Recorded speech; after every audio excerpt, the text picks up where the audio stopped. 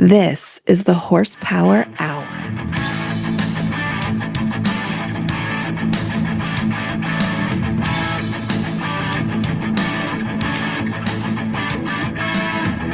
Yes, hello and welcome to another of the Horsepower Hour. This is, as always, your host, Andy. Joining me, as always, is the stylish and beautiful, dare I say, sensual Koi?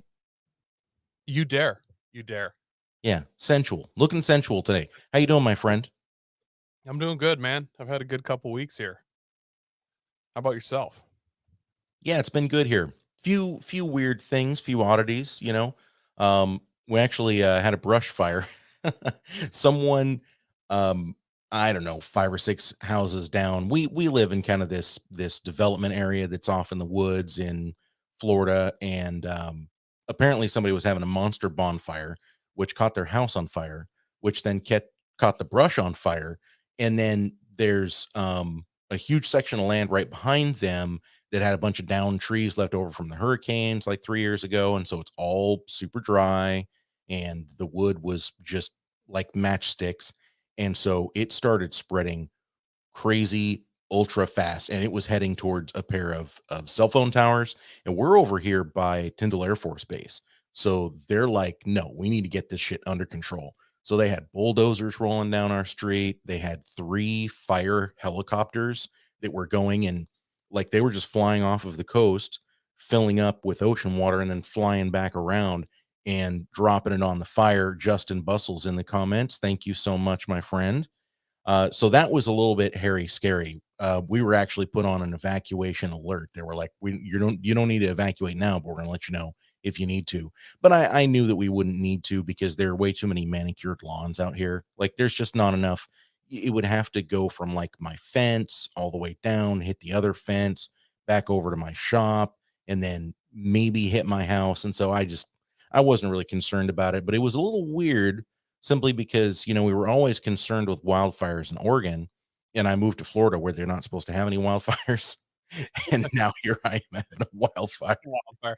In Yeah, the non-fire season, I might add. in a non-fire season. I That's mean, right. sure We're supposed to have thunderstorms rolling through this coming weekend. Probably not going to smolder for that long, but who knows? We'll see. The good news is the area that caught fire that it's kind of going through, not for the cell phone tower, we want to stay away from that, but they're actually trying to actively clear out all of those trees and underbrush. There's a huge budget from the state to replant the area kind of back Oh, behind where my development is. did So, he fall or was he pushed? well, yeah, there Conspiracy is that. conspiracy theory Thursdays, baby. And I had one more thing that I wanted to bring up. Kids doing pranks, it's still the greatest thing in the world, and I support it 1000%. I had this great prank. I stopped by the grocery store and pulled into a parking spot, and there were 3 little kids that were in this minivan, right? And you could tell the oldest son was sitting in the front seat, and I mean, he was deadlocked on me, did not take his eyes off of my eyes. So at first I just glanced over and I was like, "Oh, okay, that's weird. That kid's bug-eyed." But then as I'm getting my stuff out of the car and I close the door and I lock the car and I look back over at him and he's still just deadlocked, like square looking in my eyes. And so I looked over at him and his window was cracked a little bit. And I said, "Hey man, what's up?" And right as I said that, still just staring me dead in the eyes, I hear chunk, the doors lock, and he rolls the window up. And at first, I mean, I have to admit, there was a little bit of me that was like, "You little motherfucker." But then I realized what he was doing, and I was like, "Oh man, I remember doing that when I was a kid. That's still a super funny prank." And I laughed about that all the way into the grocery store. And there's nothing you can't like see their parents and be like, "Hey, your kid did this," and they're like, "Yeah, that's what they do with strangers." Like they're not gonna Yeah. no one's getting you in trouble for that. Like I would point out in Florida, the people a lot of times just leave their kids in the car and go inside. That's a thing. Oh, no, I mean, I don't know, that might be the second time I've ever seen it, but the kid was, I don't know, 12. Mm, a little What were older. you doing at 12?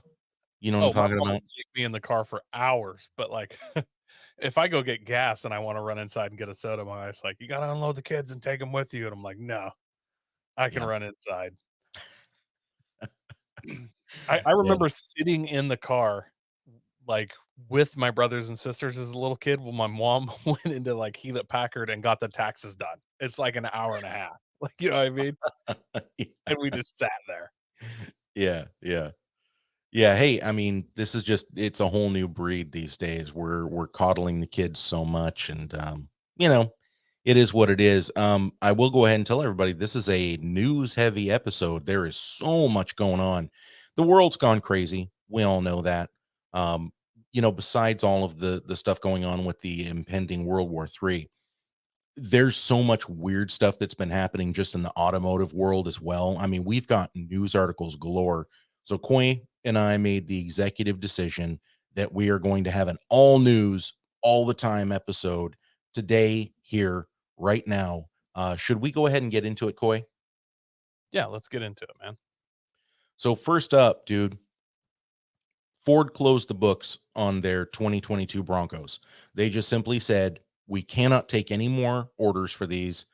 We're already at capacity. If we want to get people their 2022 models out, then we have to stop taking orders now. They will be opening up later on in the year for 2023 orders, but as for 2022, pre-orders are done. You're done. It's never been a better time to be Ford right now. I know the pandemic supposedly slowed down a lot of car sales and drove all the prices up, but man, they are selling these Broncos faster than they can make them. Yep. Like, how often that happens with some limited run, exotic cars and stuff, but it's like that's kind of artificially done. They're Hmm. literally at capacity, making these as fast as they can. And these 2023 model orders, I highly doubt they're planning on delivering 2022 models. If you've ordered one of the 2023 models, do you really think you're going to get it in 2023? No. Nope. I think you're getting it in 2024, which blows my mind. So that means if you want a Bronco right now, expect to have it in 2025 because you're going to have to wait for it to open up again so you can order it. Or expect to get one that the dealers ordered a couple, year ago and pay 75K for that or something Yeah. insane. It'll have a I don't know, $20,000 markup on it just because of the rarity. But I mean, it means something, and I like what's going on here because the new Ford Bronco, yes, it's very capable. It's also a little quirky, it's throwback. It's all of the things that make it sort of a specialty vehicle, but they literally cannot make them fast enough. And it gives me hope for the future truly because if a neat quirky vehicle like this can really find enough traction to where Ford has to put the brakes on, pun intended, that gives me hope for the future of what manufacturers are going to be willing to make. You know what I mean? Yeah, I feel that same way. Another part of me feels like, is this a last hurrah for gas powered vehicles? Is this what we're seeing? I mean, Maybe. we don't need to get into that too much, but I'm starting to feel that way with some stuff. With like, you start seeing the Hellcats, and everybody's coming out with these crazy horsepower numbers, but electric vehicles, are still the fastest vehicles in the world. Basically, I'm starting to get almost nostalgic already. I'm like, we're witnessing an event in period, the end of the gas vehicles or the internal combustion engine vehicles. And I'm wondering I'm wondering if that's what's happening. you you could be right. You probably are right. I'm sad to see it happen, but not everything is sunshine and rainbow with the electric vehicles. We've got our next topic here, and this has been confirmed. The Tesla Model 3, apparently, a bank can call up Tesla and say, hey, we need to repossess this car. We know where it is. Here's all of the pertinent information. And Tesla will unlock the doors, put it in auto park mode, and it will back itself out of the parking spot and operate so that you can put it on a tow truck and tow it away. This actually comes from the Utah Tesla owners Facebook group. Friendly reminder to make your payments this month. I have a friend who is a repo agent. Tesla hired him to go and get this car.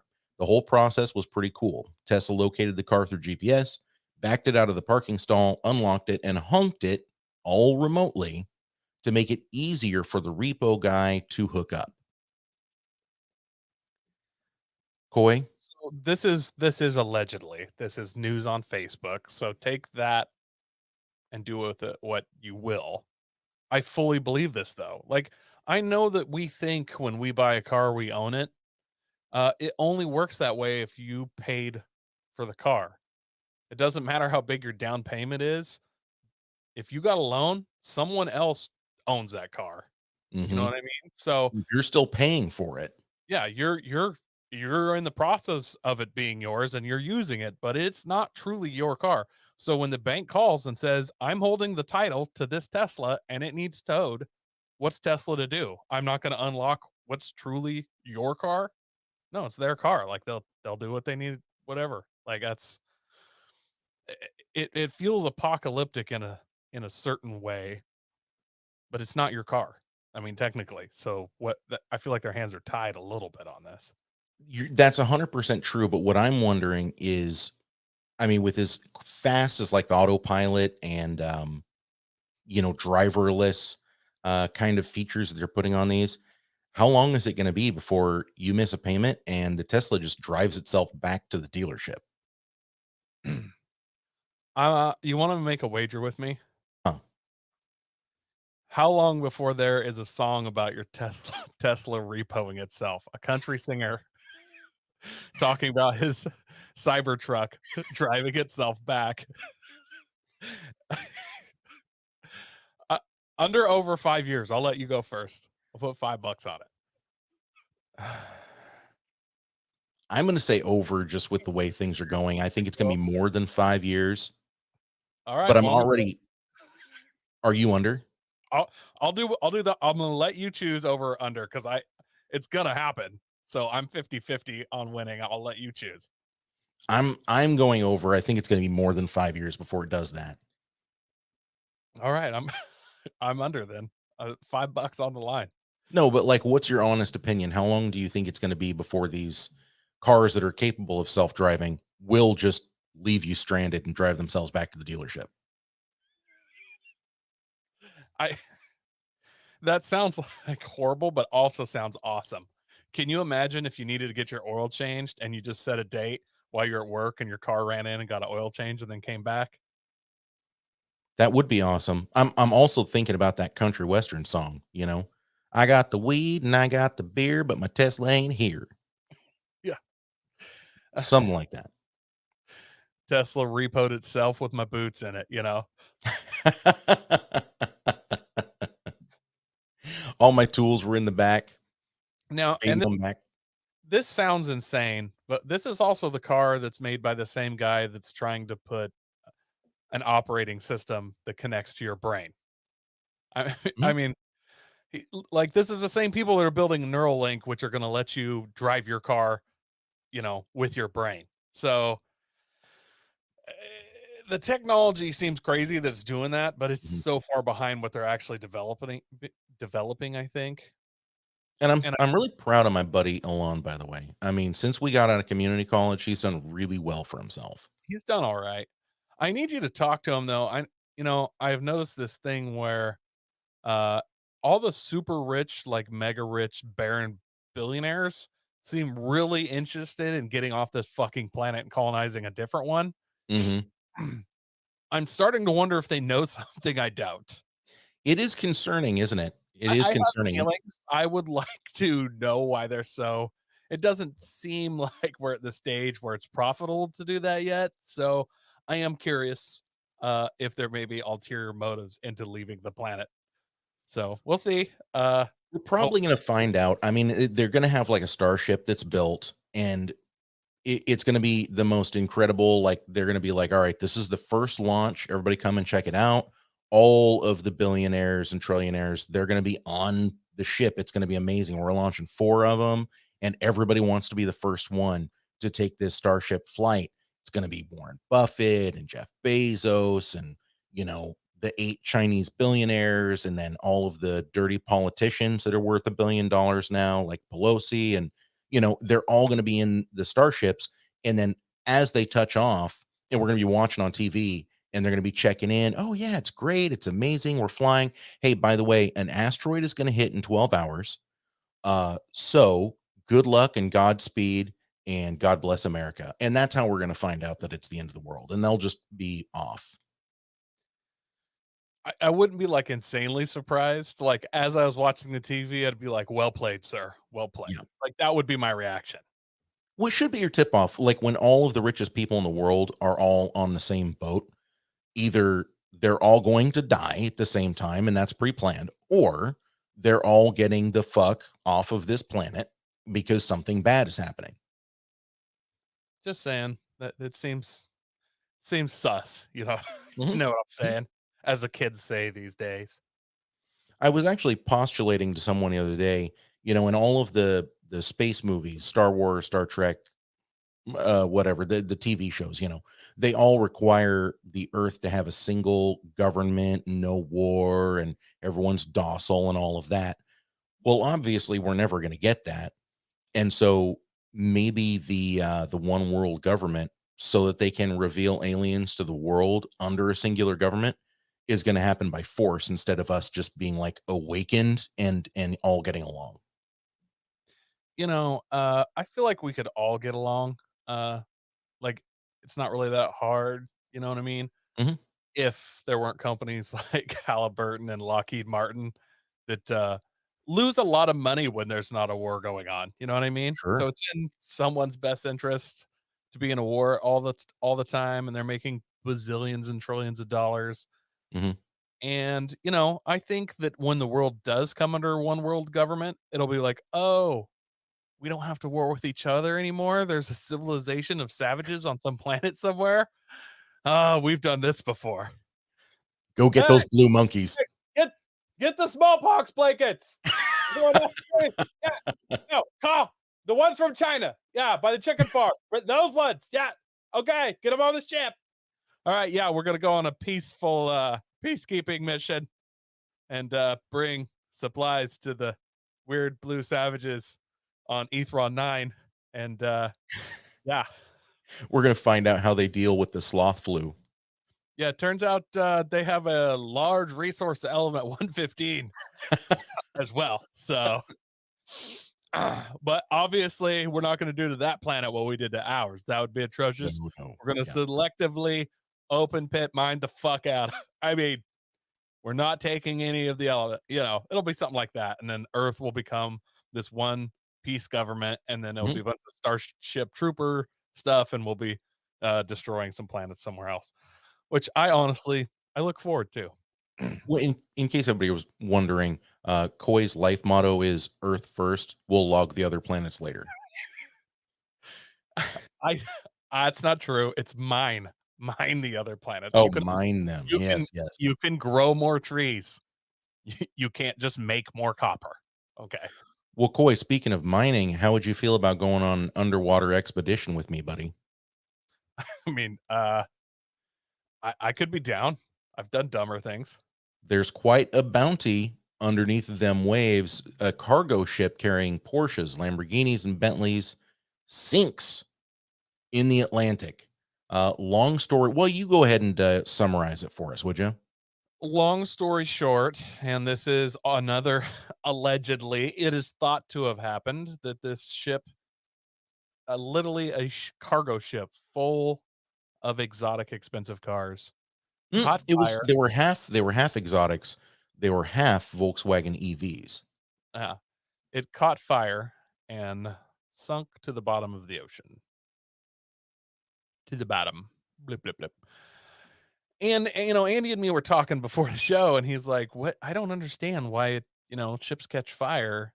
It's a metal hole. Like you put the fire out, and then there's just a burned up ship that you tow in." I'm pretty sure lithium batteries burn at a temperature that can get through metal. You You know are what I'm saying? correct, sir. You are correct, sir. And they burn for a long time. Just look at those Teslas when they get in an accident and the batteries catch on fire. They literally burn for weeks. They can be put out and then they will catch back on fire because lithium reacts with the moisture in the air. It's very reactive. So that will catch back on fire. And now you've got lithium batteries, which apparently ruptured, either causing the fire or due to the fire. We don't know. But yeah, those are just going to act like thermite, basically. So, since since we've for some reason gone conspiracy theory slash news heavy, I'm gonna float this by you. Mm, Sure, the metal gets hot enough, or the battery fire gets hot enough that it could melt through metal. I'm thinking.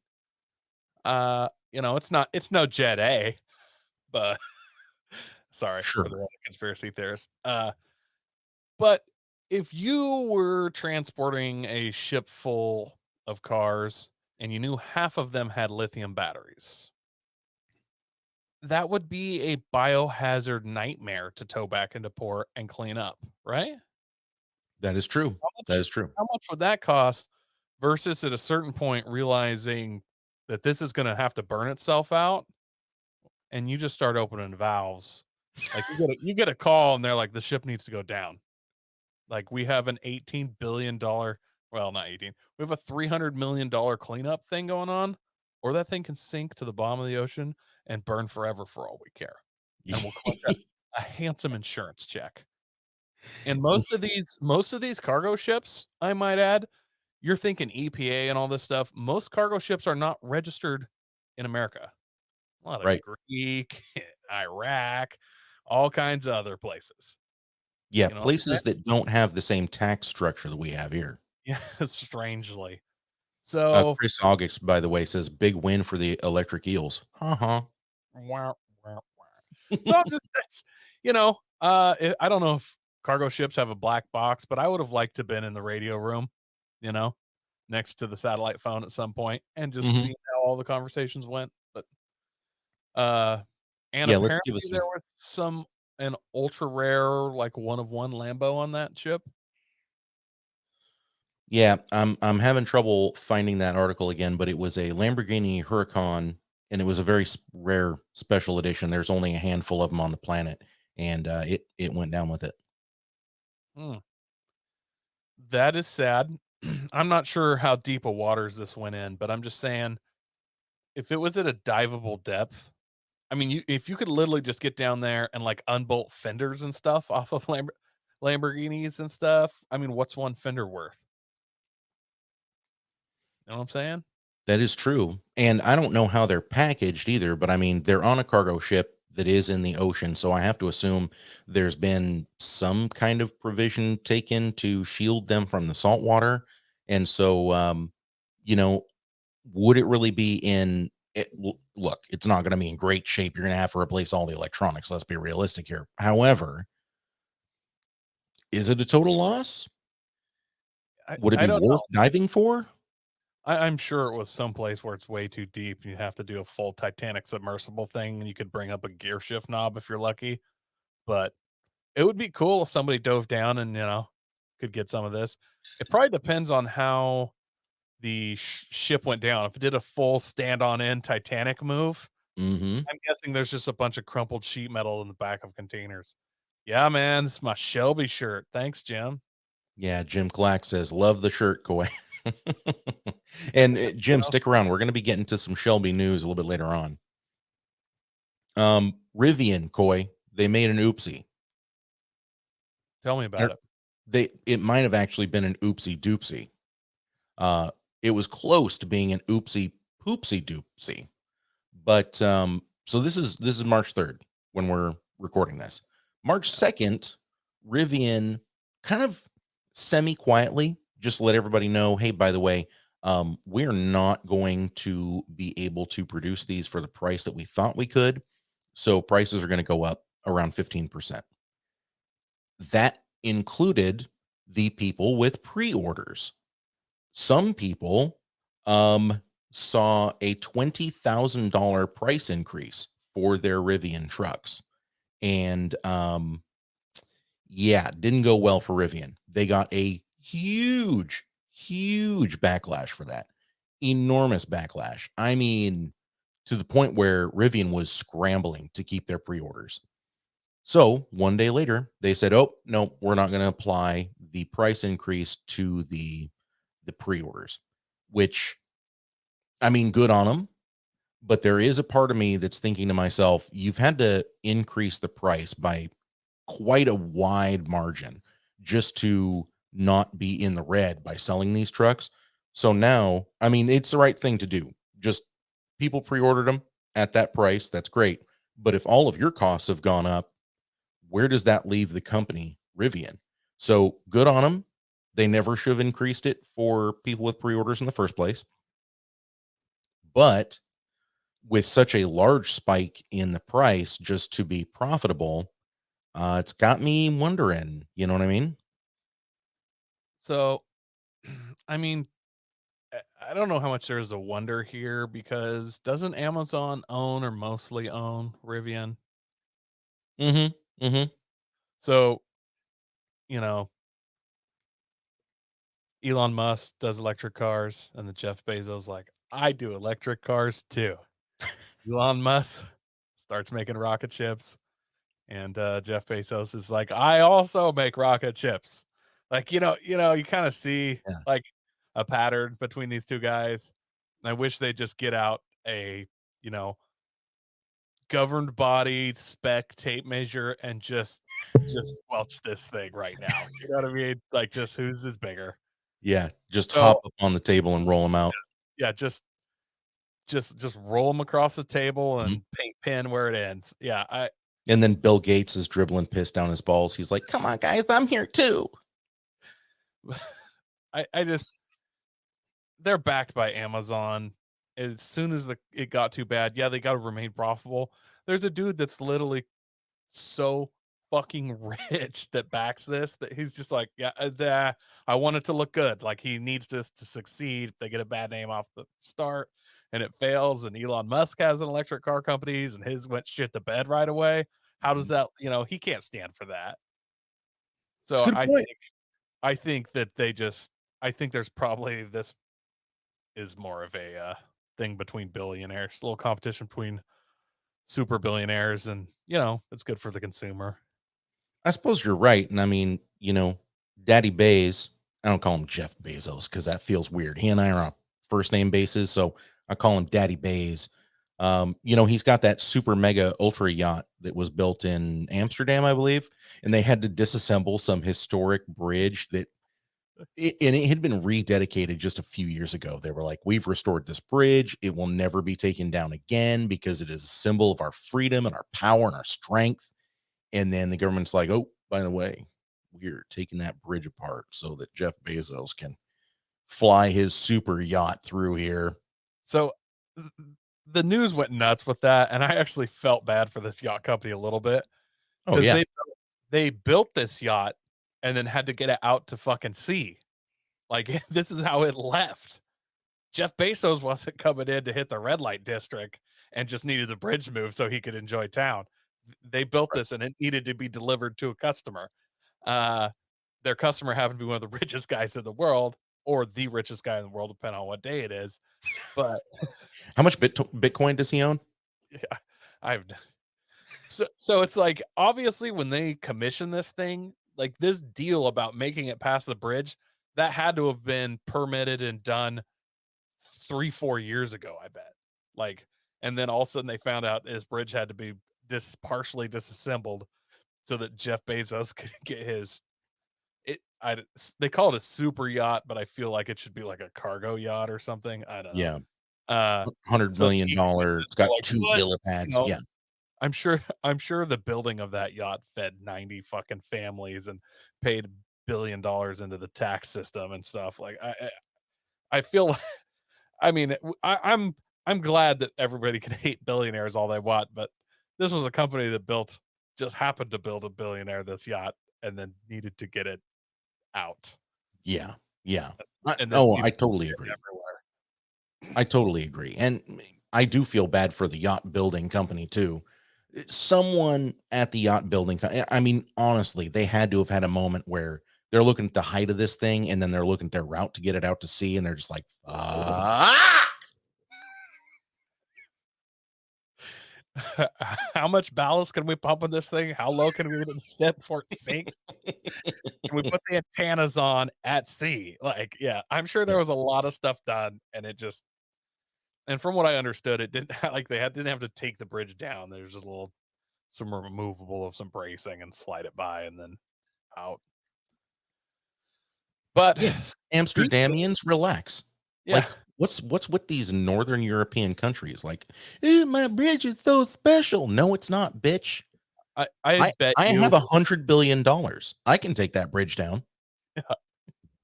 I bet you no one in Amsterdam really gave a crap unless it delayed them on their way to work. Half those people ride bicycles anyhow. So it's mostly just people here hating billionaires and like, oh, we have this little fancy yacht. And the people in the town are like, yeah, that we build boats here. Yeah. I mean, you have to disassemble a bridge a little bit to build a yacht, but you also had to build dikes just to have your town where it is and hold the ocean back. So, like, I mean, they feel like they're pretty chill about that kind of stuff. Listen, Like, I've said it once. one good wave could flood the whole thing. I've said it once, and that means I've said it 1,000 times. If you live in an area that's below sea level, whatever happens is your own fault. Fully agree. You've made a decision, okay? You've decided to live on the ocean, but below the ocean level. And you somehow thought that that was a good idea. So now you get to reap what you sow. You get to enjoy the consequences of your actions. Well, but I was born here. You can move somewhere else. Look, if you were born on a submarine and then, it sank, we wouldn't be like, wow, that's so horrible. We'd be like, well, when you live on a submarine, sometimes they sink to the bottom of the ocean. That's what some with gravity and water pressure and things that can't happen. And no one like we're all like, that's terrible, but we understand kind of, you know, when you're a UFC fighter, you could get a concussion. Like that's part of the game. Right, exactly, exactly. Well, not everybody is on board with going with the flow, if you know what I mean. So, Joe Biden has released this whole plan for all electric vehicles, all new vehicles. Isn't it 2030 or 2035? All vehicles need to be electric, right? Yeah, it's Something like that. I don't know. It depends on if you're in the 10-year liars club or the 15. Right, right. Well, so interestingly enough, the USPS, the United States Postal Service, which isn't technically a government organization, it's technically a private company that contracts strictly with the government. Joe Biden, they're due to upgrade their fleet all across the nation. They're looking at buying 165,000 new vehicles, and Uncle Joe said, "Hey, USPS, now is exactly the right time for you to upgrade your entire fleet to electric." And you know what USPS said? No. Negatory. We got a story from The Verge. USPS rejects Biden's plea to buy more electric mail trucks. Now, they did buy some. Out of the 165,000 next generation mail trucks that they're buying, 10% will be battery electric vehicles, not hybrids, but just strictly battery electric. I personally think that the USPS, this is probably the best organization to get into the EV market because I mean they're driving all the time, but the trucks they leave in the morning, they go back at night. I don't know how many miles they're putting on them during the day, so maybe it's not feasible. But I'm sitting here thinking to myself, if you've got a Tesla Model 3 that has a mail truck body on it, like that seems like it could be the perfect merger. The infrastructure is obviously not there. I mean, there would be a huge amount of upgrades that need to go into it. But for USPS to just straight up say, "Nah, we're not going to do that," and when they're on the verge of like everyone has to go electric, Yeah. the postal system is just like, "No, we're sticking with the gas. I, Thanks." I hate to say this because I'm honestly, for the most part, I'm not a big hybrid guy, but it seems like mail truck's the ultimate hybrid vehicle. I mean, Yeah, that's what it's basically. You go 20 feet and stop. You take a, you know what I mean? and then, oh, I got to drive 4 miles. I'm out in the country now. So it seems like they would really lend themselves well to a hybrid drivetrain. Have you seen the next generation mail trucks, by the way? Oh, it looks like a Pixar truck. Like I don't even know what's going on with these things. I have no idea what's happening here. This is the most bulbous thing. It looks like a beluga whale. Like it is just ridiculous. Well, I guess they got to figure aerodynamics don't really play into these since they do like 30 miles an hour and then they get out in the country and they do 40. So Hmm. they do a lot more like research into these mail trucks than you think. I know the last time they did a big update, just kind of a weird roundabout story to get to this point. But when I had an S2000 early on, so this would have been 10 years ago at least, 10, maybe 15. I don't know. There was a guy that was building all motor Honda engines and kind of trying to develop like a kit where you'd send your head in and he'd do cams and stuff. I think it was Dyna something, Dyna Jet, Dyna Pro. I don't remember. Uh, Honda guy, super good machinist supposedly, and he put out some horsepower numbers, and I have no clue what they were. I think no idea. I can't even propose to guess, but they were outrageous considering how well tuned that engine is. Damn near maxed out all motor from the factory. You got to throw crazy money at it to get more power in naturally aspirated form. He was able to get more than basically anybody else was what he was claiming. Uh, and he was had this huge multi-page, following every step of the way through these builds and what he was developing on the forums. And then the dude just disappeared for like 3 months, and everybody just kind of said he was a liar and stuff. And he came back, and apparently he was working on the motors for the next gen gas mail trucks because if he could find a way to get 2% better efficiency out of that, that would translate to $1 million a year for USPS. Mm, So they actually, I mean, those old ones look like old piles of pieces of crap, but they did put a lot of money into making them as efficient as they could. sure, sure. Well, I mean, it's all about the almighty dollar. And funnily enough, these new USPS trucks are being built by defense contractor Oshkosh, which is not uncommon. Yeah, well, it's not uncommon for defense contractors to do the mail trucks. Previously, a lot of them were built by Grumman, I think, right? I have no clue who built the mail trucks. I can't even start to guess. I'm pretty sure. I'm pretty sure they were built by Grumman, and they were using AMC and GMC stuff. A lot of them were still using the 2.5 liter inline four cylinder. So there was.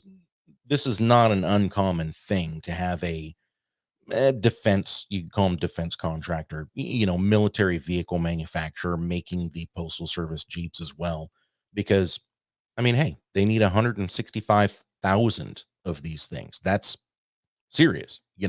That's more than a few. Yeah, that's more than a couple and more than a few.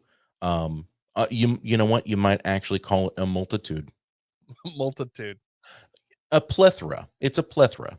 plethora. Yeah, Well, technically, yes, because a plethora would insinuate there would be more than one kind, multiple. boom. That's what I'm talking about. This Yeah, is why. This is why language matters, kids. Like, if you think I'm not going to take English class, like, what does it matter? This is why it matters right here, so that you can, when you're out on your Tinder date and she's starting to get a little limp fishy, you can hit her with words like plethora and deduction.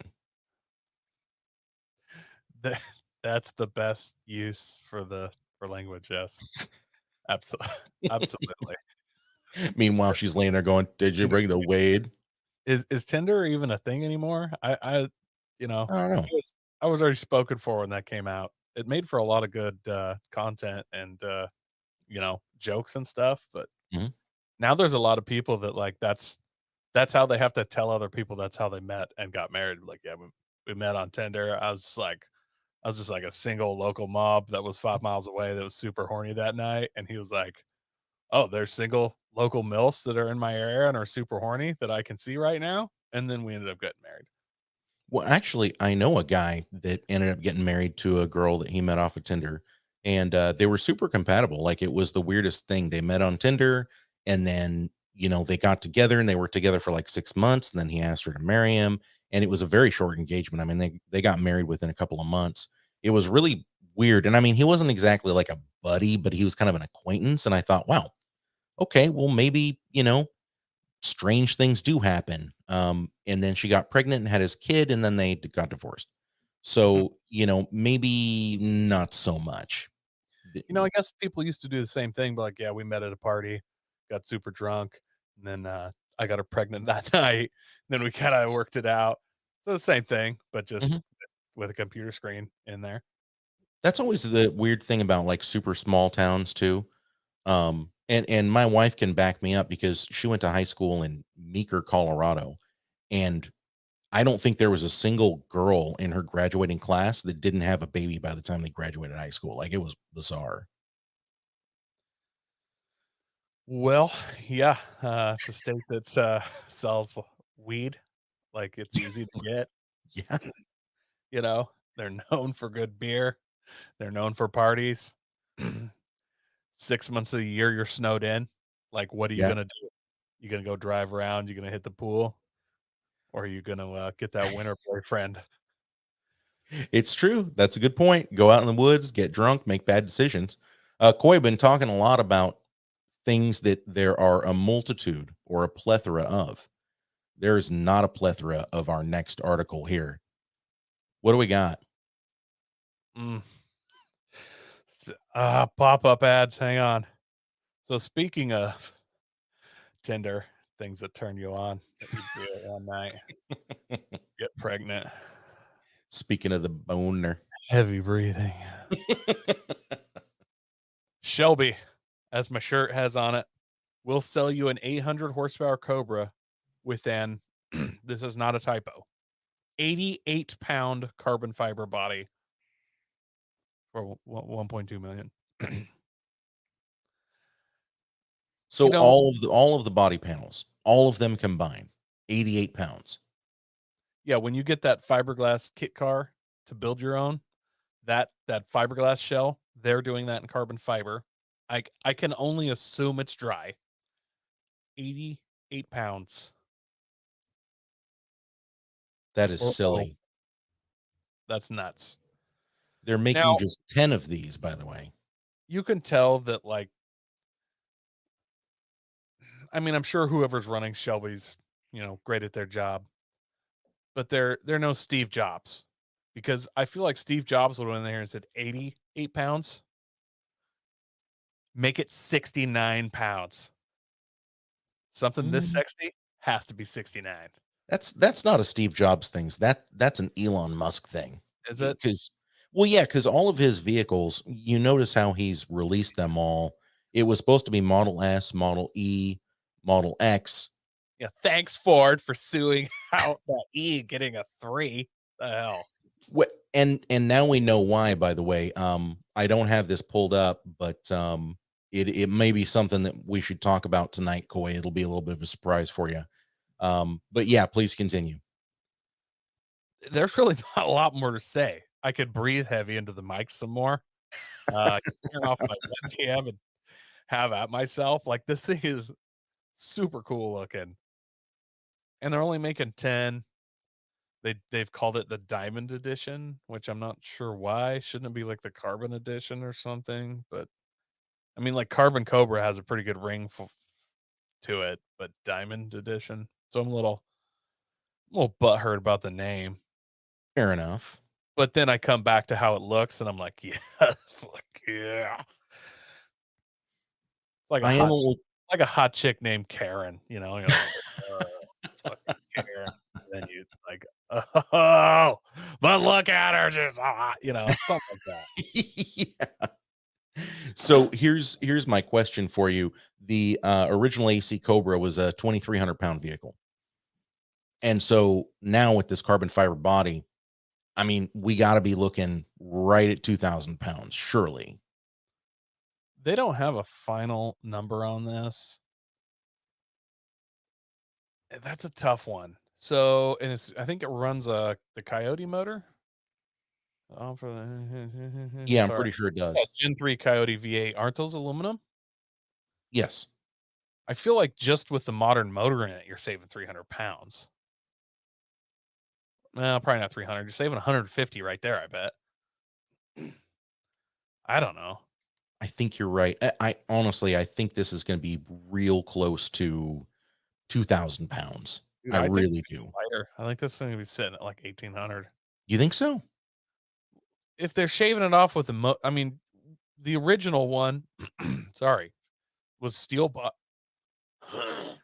body, cast iron blocks, steel wheels.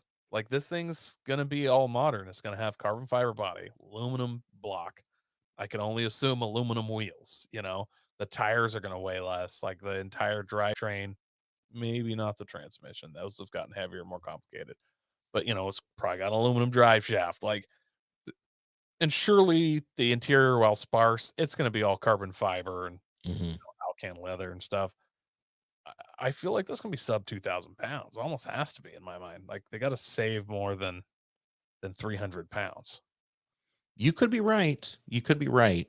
But I mean, that's you got to have the chassis and you got to have the drivetrain, and there needs to be some safety structure in there too. They're going to have to put roll cage in it and all the other stuff. I mean, you're probably right that it's going to be sub 2,000. I just don't think it's going to be that much less than 2,000. I think 2,000 is going to be pretty close to the number. 800 horsepower and 2,000 pounds is not quite that's like a 6 to 1 power to weight ratio. And sort of rule of thumb for me is a 10 to 1 power to weight ratio. I think that is kind of like if I can get a, a 10 to 1 power to weight ratio. So meaning a 2,000 horse, or excuse me, a 2,000 pound vehicle has 200 horsepower. That's real good. But 800 horsepower, is my math right there? Probably isn't 6 to 1. What is that? 4 to 1? Help me out here, Coy. Yeah, it's 4 to 1, isn't it? Yeah, 2,000 pounds, 200 horsepower would be 10 to 1, right? Every 10 pounds is 1 horsepower. Yeah, so 10 to 1. So 800 at 2,000 pounds. Yeah, that's like 2.2 to 1. Either way, it's something ridiculous. Like literally, this should be our Fab Sui because it is hand fabricated and people are going to kill themselves in it. So if it weighed 2,000 pounds, it'd be 2.5 to 1. Yeah, 2.5. It'd be exactly 2.5 to 1. So for every 2.5 horsepower would move 1 pound, right? Yeah, 2.5 horsepower would be 1 pound. If our math is wrong, by the way, it's because it's past 9 o'clock here and I've been up since Sorry, 4. I inverted that. For every 1 horsepower has to move 2.5 pounds. Yeah. That's how it is. So yeah, 2.5 to 1 power to weight. That's insane. Like I don't even know. That seems like more power than street bikes. Yeah, Darwin same Bonk here. is jumping into the comments, just tuning in, and something is going on in my pants. 100%, buddy, 100%. But unfortunately, we have to move on. And I did just want to touch on this real quick. I'm sure you know about this, Coy, but I didn't put it in our list of topics for the day, but we should talk about it. So Ford has officially announced that they're splitting their company into gas powered and electric vehicles. This article from CNN Business is a little bit old. They announced today that they are calling it Ford Blue for gas and Ford Model E for electric vehicles, but they're going to go ahead and branch that off. So the Mustang Mach E and the Ford Lightning are the two vehicles that they're going to start this new branch off electric vehicle company with. And then Ford Blue, quote unquote, is going to be handling all of their gas vehicles still. But they're trying to make a push, obviously to target the EV market. And they have other EVs as well. They had the Focus EV, but they've dropped all their cars. So I think a Transit EV is in the works, and a few other models that are going to be full electric or plug-in hybrids, that sort of thing. But they have made the decision to go ahead and split them off into separate companies. I don't know for sure. This is just a theory, but like Tesla makes like half its money selling carbon credits to other car manufacturers. Right. Is Ford gonna sell carbon credits to themselves and somehow this works out better that way? That would make sense. The Ford chief executive, Jim Farley, has said right up front that they are not going to have separate stock options. It's still going to be available under just the Ford moniker, but there are sub corporations within Ford that are handling this. And so I think you're probably right because it's just like Johnson and Johnson. They have a history of whenever a lawsuit comes around because one of their medications was causing problems or asbestos in the baby powder. They're going through that lawsuit right now. They try to open a shell company, push all of the responsibility off to that shell company that's never made any money and never was supposed to make any money.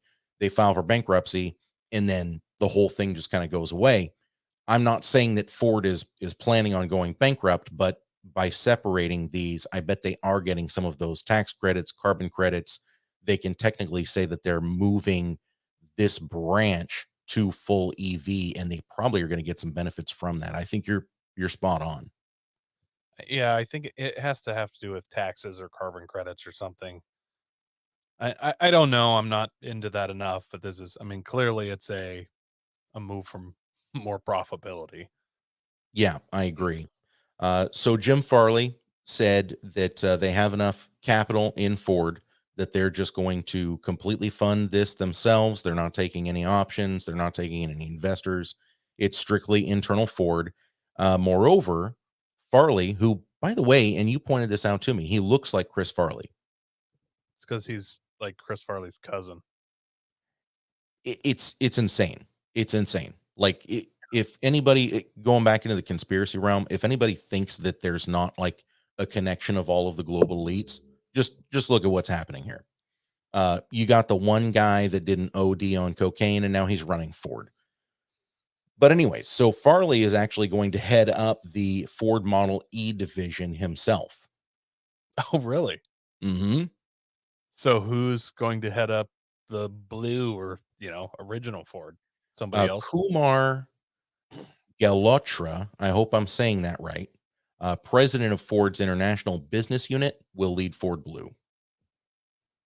That's it, wildly interesting to me, actually. Hmm. Huh. This I'm curious to see what happens in the next couple years. That's very interesting. I am too. I am too. And it's interesting to me seeing how these larger corporations are trying to kind of get their workarounds. Um, but either way, this is a really strange time for automotive enthusiasts because we don't. I don't know about you, but I never seem to know what's going to come down the pipe next. Like every single day, something bizarre just seems to happen. And then with all the turmoil that's happening internationally, there's going to be a question of where's our supplies coming from. The semiconductor microchip shortage is still a very real thing. That's why you're still not seeing a lot of vehicles in lots. That's why if you let's not even talk about the Bronco for a second. Let's talk about the F-150. If you want to order a custom order F-150, they're like 6 to 9 months out right now. Yeah, it's mind-blowing. The price of used cars still increasing. Like, I'm actually looking at a lot of used cars right now and, like, how much can I fix that for? How much can I sell it for? Like, it used to Hmm. be like you had to be like a mechanic because you found something with a blown transmission and it was gonna be a ton of work to fix, but now I'm like, well, that one has some front end damage, and I get on like car-part.com, check the junkyard, see if there's anything local to me with the same paint code, like I get a Hmm. front flip and just replace some fenders and did it. Like it's starting to get worth it for me to flip cars a little bit, I think. So I've actually been looking into that a lot because of the prices of stuff. But Hmm. you know what else I've been looking into? Mm. Portal axles, brah. Oh, dude, we got to do our OLAF. You ready for this? Hell yeah.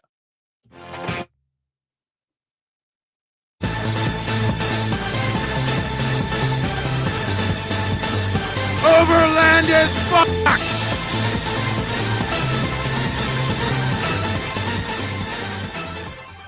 Talk to me, Coy. What's going on here, baby?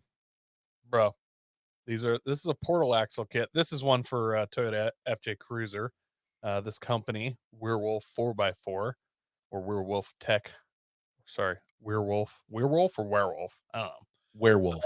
Werewolftech.com makes these portal kits. You keep your suspension, basically. They change the spindle and put a 4-inch drop portal on it, and you gain a lift of 4 inches, but it is all beneath the axles. It is all ground clearance. So imagine you have a truck with 38-inch tires with a normal lift, and then this guy has 34-inch tires, actually even smaller than that, but with this portal lift on it, he would have the Coy? same ground clearance. Coy, is there a rock stuck in the tread of this tire right here? Very likely, yeah. That's hilarious. Why would they leave that in the photo? Dude, they're fucking Maxxis Trepadors. They're badass. Why wouldn't you? Now, funny story about this. This company is in Russia. Suckably hat. And they sell for the low price of $14,500 for this kit. It uses your stock brakes. They recommend with these, if you have an FJ Cruiser, throw this kit on, run 38-inch tires. It is hard to fit things bigger than 35s on cruisers without doing like straight axle swaps and stuff. Mm. So that's impressive. Now they're asking $14,500 for it and have been for a while. And I noticed the pleasurable exchange rate that happened basically overnight last week. Yeah. I should have had this data pulled up. It is like 0.0014 ruble to the dollar. I mean, Yeah. it is. I shot these guys a message. And it was like, hey, how much American money does it cost now? Because by my math, it should be like $600. And I know that there's a lot of shipping issues and stuff, but I'll throw $600 at this on the off chance I get it. Strangely, I have not had a reply. Strange, real strange. So weird. But I'm hoping I do, because like I said, the exchange rate is finally in my fucking favor for once. Now, we were talking about these a little bit before the show. You were telling me what the gear reduction is. What did you say it was? It's 35% gear reduction with this. It doesn't Holy shit. list an actual ratio. So that's the other nice thing. You don't need to re-gear. Like, you just throw this on and go.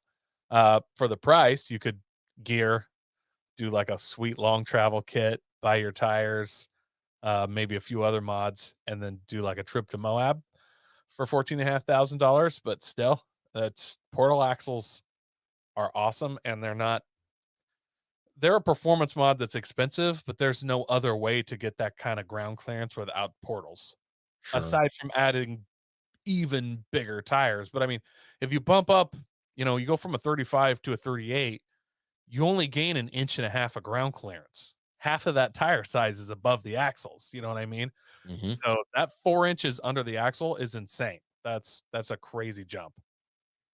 And I have to say, these kits for the JK, they're cheaper still. I mean, 12,750 for that kit. Not cheap. I'm not going to call it cheap, but also not $15,000. So I mean, if anybody out there has a Jeep and they're looking for something like this, I'm sure there are much cheaper ways to go. But would it be a true bolt-on kit? I mean, that's what makes these so intriguing to me, is the fact that theoretically, if you had a free weekend or two, you could probably put portal axles on your JK or your FJ. I honestly bet I could do this, and on the FJ one, I'm near certain I could do it in a weekend. It's not even that complicated. Why the FJ one is more expensive is obviously as independent front suspension, which Mhm. makes that a little more complicated on that end. They're pretty straightforward. Just bolt them on, basically. I mean, if you really wanted to, you could, run your portals and big tires in the winter and pull them and run smaller tires in the summer or something. Like that would be totally doable. I mean, it would be a weekend each time, but I am honestly surprised the Jeep guys don't do something like this. And I know that, 12 grand's a big chunk, but like I know guys that just bought like Dana 60s front and rear and they're, pro rock, blah, blah, blah, whatever, 4 Jeeps, and they throw them on, and those things are freaking crazy expensive, probably close to that price range. There's a fair amount of modification that has to go on to get all that to work. You actually lose a little ground clearance because you went with a bigger axle, and then they throw, giant tires on. But honestly, you could do the same with this, and because of that gear reduction, your your axles are before the gear reduction. Normally, they're after the gear reduction, so all that added torque is and all the tires snapping your axles, your gear reduction being before, I guess they're after. I'm saying that backwards. The gear reduction is after the axles instead of before it. With that gear reduction after the axles, it's wildly easier on your drivetrain doing it. Mhm. Portals portals make your drivetrain nice. Now there is some other things when your tires are hanging 4 inches below the axles. There is some suspension stuff and drivability to be said, and portals are a maintenance item. I mean, you have live gears in there, and a Mhm. lot of times they're straight cut and they can have some noise. That part, straight cut gears, actually, I kind of like the sound of those. And if you run in portal axles and you're running 40-inch tires, tire noise is far louder than those portals. So I am surprised that more guys with like Rubicons, they already got a Jeep with Dana 44s with lockers in them for 12 grand. They put portals on this thing and they put a little lift kit on it. They could probably run 40-inch tires. They'd already have a gear reduction. I think they'd still be fine on those Dana 44 axles just because where the gear reduction is after the axles instead of before them. Okay. Okay. So what is the top speed of your FJ right now? Oh, I'm sure if I just went out on the highway and mashed it and didn't care about my life, like I'm sure I could get her to, over 100, but I would never do that. Like big off-road tires down a highway. Uh, I feel like 85 is really my max. Anything over that, I start feeling pretty freaking sketched out. But I seldom go over 65, 70. Okay, that's fair enough. I have no idea what RPM you'd be running at let's call it 70 miles an hour, shall we? So at 70 miles an hour, I don't know what kind of RPM you're running, but with the portal axles installed, if you're going down the highway, the same RPM that you're running at 70 miles an hour right now would propel you at 45 and a half miles an hour. That is excellent math, but you're not taking into account the giant tire you would put on, then Well, it raising it. is a 3-inch increase, and you've got 35-inch tires on your truck right now, right? It does, but 38s is what they recommend 38s. So for this kit on an FJ, it says right in their thing. So I would Well, have that's 3 inches. less than a 10 it's less than a 10% overall increase in diameter. I'm just throwing that out there. Yeah, I don't do math, but I don't see how it couldn't work out. I think you've just taken your 70 mile an hour cruising speed down to 50. That's all I'm saying. Yeah, but like, so right from the factory, I had 410 gears. A lot of guys put 477s in on 35s, and they still drive the same way I do. I don't know what percentage exactly that works out to be, but like obviously guys gear down the diffs that you come stock with. So, you know, if you don't gear down your stock diffs and you just do a portal, I think you'd still be okay at Okay. 65. Just since we're doing some math here, Look, um going from 410s to 477s is a 15% reduction. This is a 35% reduction. yeah, but you're going with a bigger tire that you could never fit really otherwise. So, All right. All right. Fair enough. Fair enough. and it Look, would be rotations per mile with those 38s. Yeah, it's only 10% bigger, but that's in diameter, it doesn't quite work out in percentages the way you think it is. Like the volume of a pipe from 1 inch to 2 inch. A 2 inch pipe doesn't flow twice as much. It flows like 4 to 5 times more than a 1 inch. You know what I mean?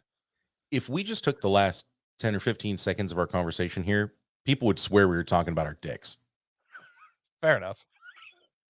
It's Yeah. not about the size, it's about the volumetric Andy, displacement. Why can't you understand that? if I can get this with the current exchange rate, I don't fucking care. My top speed is 55. I still want it. I'll resell it here. I'm gonna, even though I went and told everyone on a podcast, hopefully no one also gets this idea. And I'm the only one that got this for $800. And in 8 months, when the whole Ukraine thing's over, I'll sell it as a used, unopened kit or lightly used kit if I don't like it for $10,000.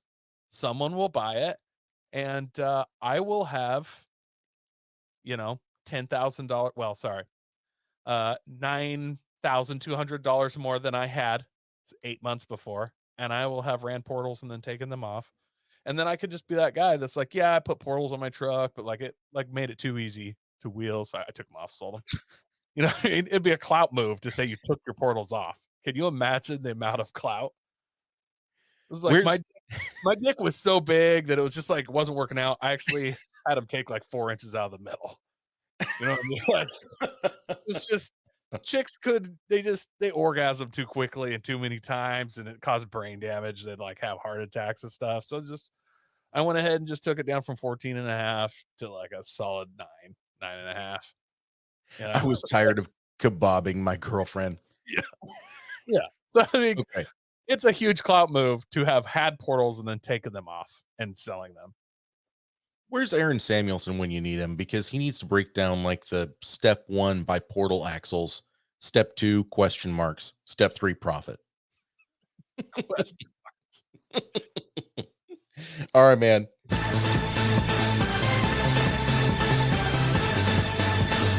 Overland is fucked. All right, we're over time, but we're doing pretty good here. I think we should just move right into our deal doob. Again, possibly a Fab Sui deal doob combo here. So I want to just go ahead and jump right into it. Smokin Deal or Smokin A Doob. And this is one that I found, you guys. This is in Greer, South Carolina. I'm not even sure how to start this. So let's just go through the description real quick. Volkswagen rat rod, race rod, power steering, surprising, new radiator, racing seats, new battery, new alternator, fuel cell, electric cell, don't know what that means, 4-barrel, new headers, well, I would hope so, motor V8, 350, ready to roll, says 3,700 or BO, but up here at the top, it's been reduced to $3,000. $3,000. I'm a little on the fence about whether or not, I mean, I wouldn't call it a deal by any stretch, but at the same time, I don't know if I can just instantly doob this. So let's take a look at the photos here. By the way, if you guys are listening to the podcast, please feel free to jump down in the description, follow the links. We have links to everything we talked about this week. So you can just follow them there. I have everything listed. The deal doob is at the bottom. So go and take a look at this hideous monstrosity before it gets sold. All right. So here's what I'm seeing. A Volkswagen Bug with the front end of a walrus. So what? Those fenders look like they came off of they look like the back fenders flipped around on like an old Dodge pickup step side. Mm-hmm. Like he's running them on the opposite side so that the back of the fender is now the front, kind of. So And what it looks like to me is the back half of the fender. What it looks like to me is a Volkswagen front fender that was cut in half, and then the back half was grafted onto like a Ford 1940 business coupe rear fender. something like that. And then it looks like he got the hood off of one of them old 3-wheeled farm tractors, but a giant one, and then cut the hood off of its Volkswagen. put this giant, what was that Nazi killer car? Oh, the Tatra T87. Yeah, it looks like it has a Tatra T87 hood on this. I mean, that's got to be 6 foot long. Mm-hmm. Like you could And fully lay on the hood, and your feet would be touching the windshield, and I don't think your head would hang over the front of this hood. and absolutely not a straight piece of metal on the front of this thing. I mean, dude, this thing looks like it was hammered into place Oh using yeah, a stapler. It just is like, I don't even know. The yeah. dude that built this sheet metal, um, I think he was blind and deaf and had a brain injury because there is like literally nothing straight on this. The front end of this car looks like it's a demolition derby car. This car looks like it was Cruella de Vil's like first bad boy boyfriend's car, Mhm. and this is what he picked her up in. Like This this is car where it all went south for her. This car looks like it was the victim of an acid attack when it was a baby. Wow. This car looks like you need to donate just $1 a day to keep it fed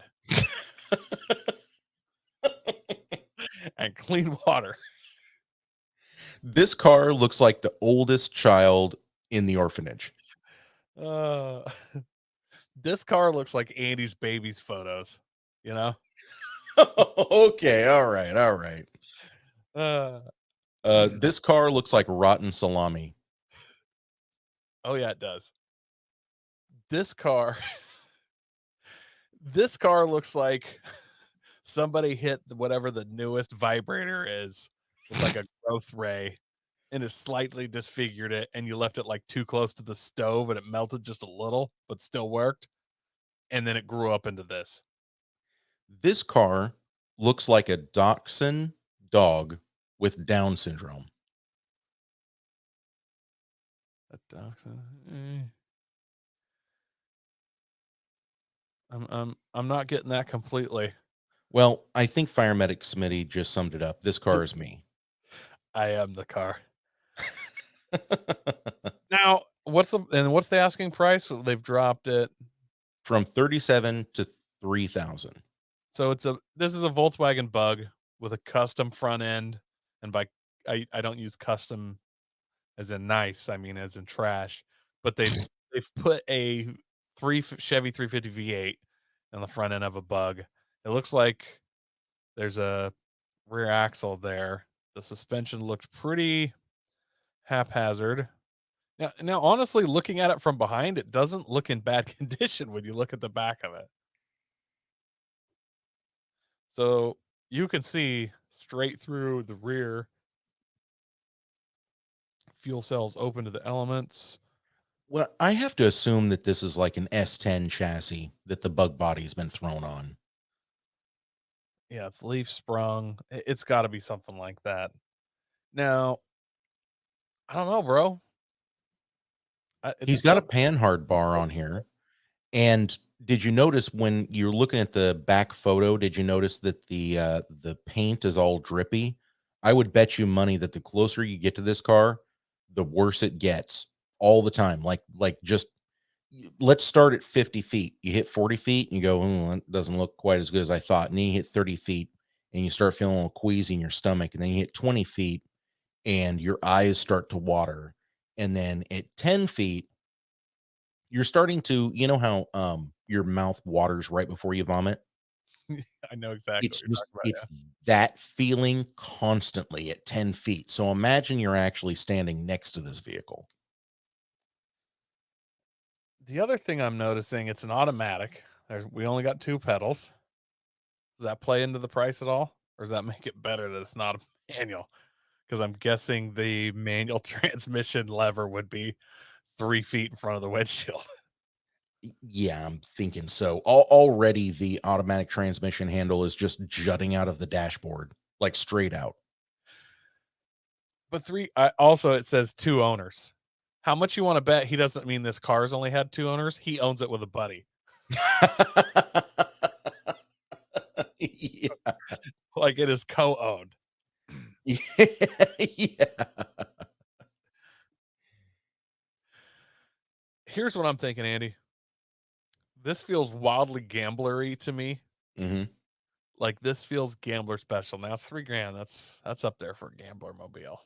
It is, but I want you to just notice something real quick, Coy. Do you see how far apart the gas and brake pedals are? Oh yeah, I do. I think that this might actually be, I'm not going to call it the ultimate burnout vehicle because it doesn't really have that much horsepower. It's a 350. Maybe it's a little warmed over. We don't really know that much about the motor, but let's pretend it had 400 horsepower. This can't be more than 2,500 pounds. It could be a real burnout sleeper. Firemedic Smitty does bring up a good point. Says I'm thinking those two pedals is a clutch and gas, and it just doesn't have brakes. Also a valid possibility, bro. Like I'll go with you on that. Yeah. It had me take a second look to see. Can't argue with it. Yeah, I wouldn't be surprised if the thing had a handbrake or something because that's how they had it rigged. I would gamble the hell out of this. Like this seems like the ultimate gambler car. Like you said, it's a V8 bug. It weighs nothing. If it really is on a truck frame of some kind, you could lift it. Ooh. You know what I'm saying? If this Mhm. is on an S10, you could lift this thing for fucking $300, like, and actually have a semi legit lift going on. Or I mean, Ford Ranger, whatever he has this thing in. But yeah, I do feel like this is probably an S10 or a Blazer frame. Oh, I just thought of another one, Coy. This car looks like a 3/4 legend racer that was beaten as a child.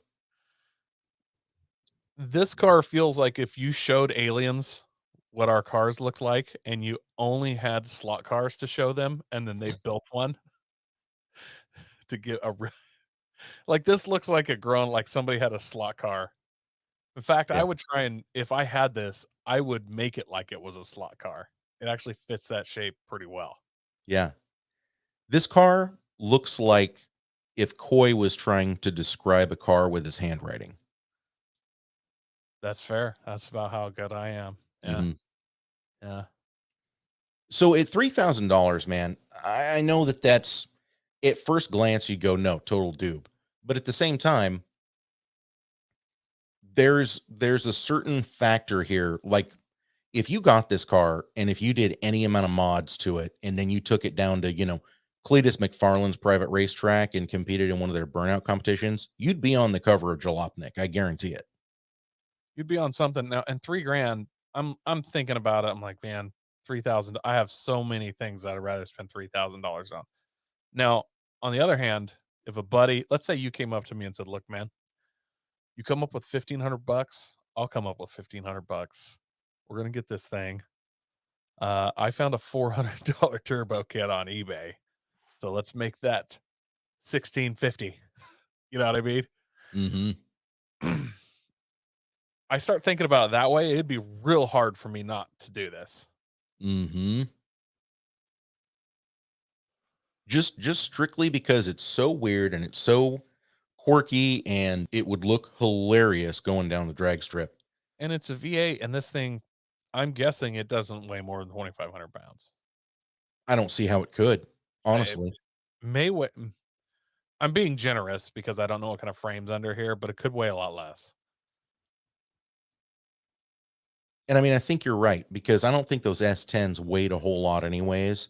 So if that is what it is, and I'm assuming it's, well, I don't know, this thing is 800 feet long. I would like to say that it was a chop chassis, but maybe not. Maybe that might actually be why the front end is so goofy as he threw the bug body on. He's like, well, shit, I got to cover up the other 8 feet of this. I think that's what happened there. Almost certainly. So All right. now we Yeah. got to go into this. Obviously, for $3,000, I don't think I could recreate this. I'd have a tough time. You'd need a running 350. You'd need a bug shell.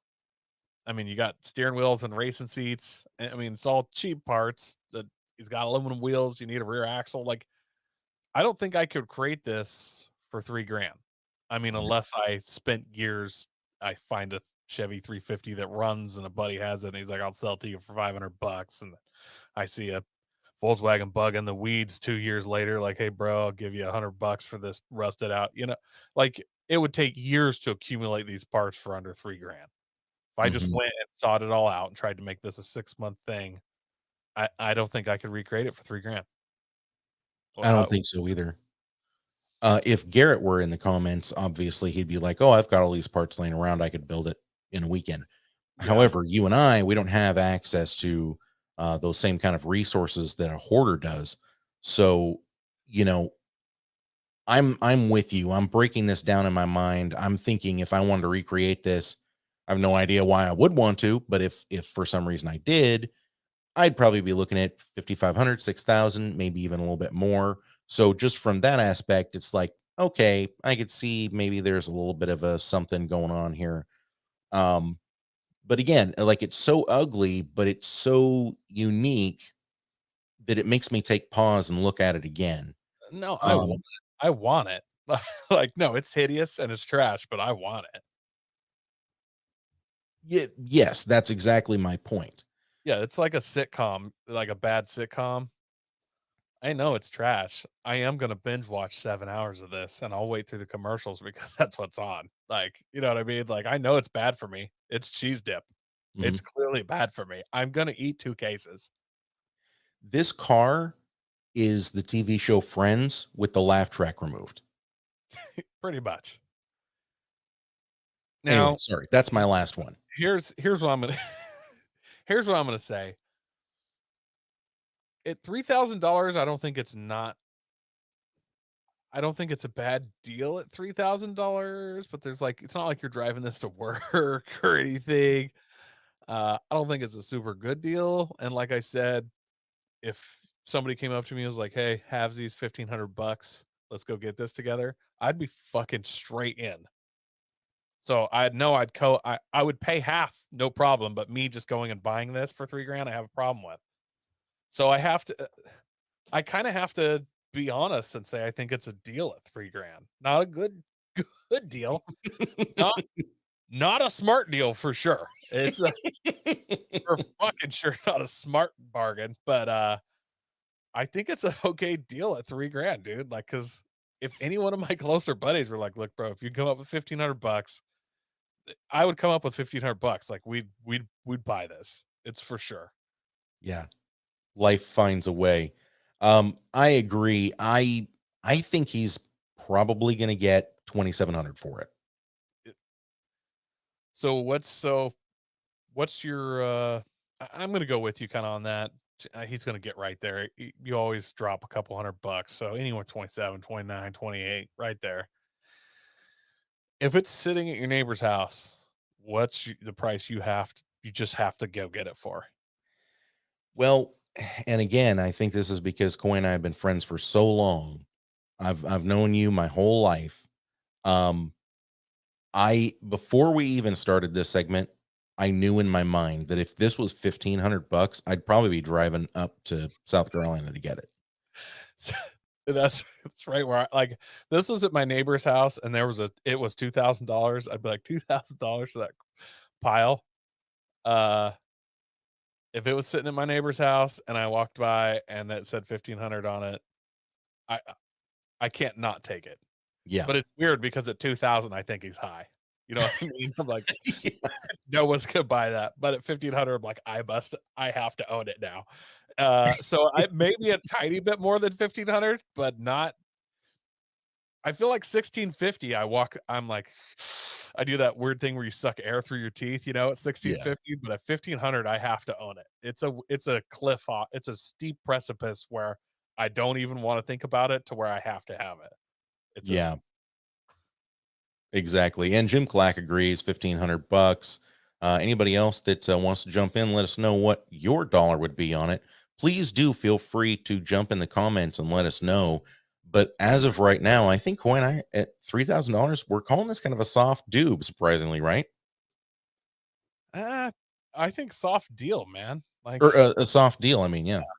yeah, I gotta say it's an okay deal. I don't know why you'd buy it, but if you did and you said you paid $3,000 for it, I'd be like, oh, okay, it's not too bad. Like I wouldn't, but I don't know why. Yeah, but there needs to be a little bit extra there. Like someone needs to say, yeah, I paid 3,000 for it. and then I paid $500 for the 150 shot of nitrous. Yeah. Or it'd be like I paid $3,000 for it. Then I went down to the local A&W car show and I won $300 at the burnout comp. You know what I mean? Like, Yeah. Imagine this thing rolling around Pat's Acres. oh, I'm just throwing it out there. I paid $3,000 for it. And yeah, this thing's a drift missile. And like I could just see drift damage all down the side. Yeah, I'd be in. Hey, I mean, what are you going to get for $3,000 that you can slide with a V8? What are you going to get that's any better than this? There's at this point no real hard evidence that you can slide this other than a V8. So I disagree. I would slide this sideways into a tree. okay, there's evidence that you could slide it once. Yes. Everything could slide once if you try hard, believe it yourself. Smokin Deal or Smokin A Doob. All right, so that we don't get too much further off into the weeds, pun intended here. Coy, that was a surprise, was it not? That was surprising, also sickening, but somewhat refreshing. It was one of those curiously repulsive things. You know what this car is? This car is raspberry kombucha, where you're like, you take a hit of it, you're like, wow, this is hideous. You're muscling it past your gag reflex, and then you're like, oh, raspberries, I ain't gonna have another drink of this. And you hit another drink of that kombucha, and somebody's like, yeah, it's good for your stomach, and you're like, oh, it's about to make me throw up, but it tastes, I like it. You know what I mean? Like, Yeah. I need more. Yeah. This car is like the pimple popping channels on TikTok. It's not my cup of tea, but there are some people that are really into it. Yeah. Well, listen, buddy, that is the show. We ran a little bit long. We're sitting in an hour and a half, but not too bad. Hopefully that got everyone caught up on all of their automotive news and all of their horsepower hour Jones that they needed. Just a quick let everybody know, I shut down the horsepower hour Twitter. I didn't use it. Twitter's terrible, and especially with everything that's going on, it's a cesspool. So don't even bother using our Twitter. It is just not even worth it. So, the Facebook's facebook.com/the horsepower hour. Also the groups at the horsepower hour. Instagram is at the horsepower hour. Our TikTok is at _horsepower_hour. That may change because I've now been banned for a third time, and I don't know if they're going to let me use my account again. I keep posting street racing videos. I even muted a couple of them, and they both got taken down for hate speech. So I honestly have no idea what TikTok is doing over there, but I'll try to make it happen, and we'll continue to try to bring you some entertaining content over there once I'm able to post again, of course. Coy, people can find you at all the same links, right? Absolutely. Hit any of those. I can be messaged or found at any of the horsepower hour links. Also the horsepower hour fan page. We interact with that stuff heavily. I've had several people make comments on there, and then I comment, and somebody's like, what are you doing on here? And it's like, well, just because I'm a host of the show doesn't mean I don't like to get in with you guys. Like, yeah, I want to talk with you guys. So Exactly. get on the fan page. Coy may have organized the circle jerk, but he's part of it too, baby. And of course, you can see all the podcast content underneath of the pod in the description. Again, do feel free to join those links. And if you have any questions for us, hit us up on the social or the horsepower hour at gmail.com. So once again, Coy Forticus, good time, good episode. Always good seeing you, my friend. Thanks so much for being here. And thank you guys out there for tuning in. Thank you for telling a friend. It is what keeps the wind in our sails here, and we do appreciate that very much. So for Coy Forticus, Junior, Senior Esquire, this is Andy. We will see you next time.